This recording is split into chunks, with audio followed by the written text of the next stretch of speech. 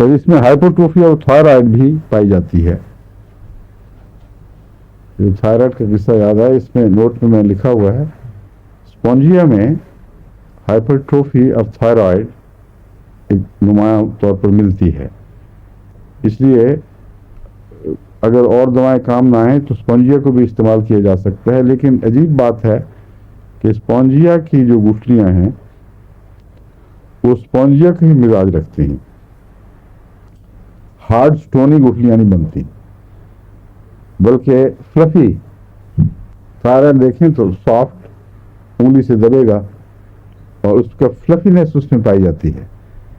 और Calcarea floor की गुठली हार्ड होती है, स्टोनी हार्ड, और वो है भी कैल्शियम फ्लोरेट, एक हार्ड चीज है। तो अंदर जाके जिस्म पे भी किसी तरह किसी वजह से ये अपने मिजाज का असर अपनी बीमारियों में भी जाहिर करते हैं। सर्वाइकल ग्लैंड्स भी इसमें बढ़ जाते हैं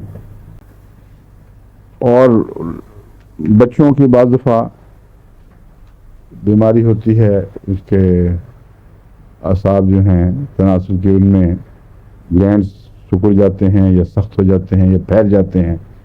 उनमें अगर फैलने का रुझान हो तो फिर ये दवा अच्छी है, स्पॉन्जिया।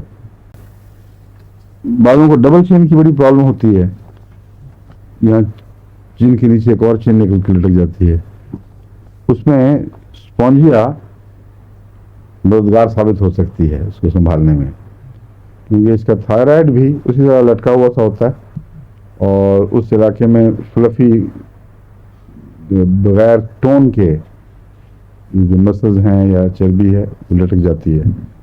तो स्पॉन्जिया के मतलब कहते हैं कि डबल चिन में मुफीद है।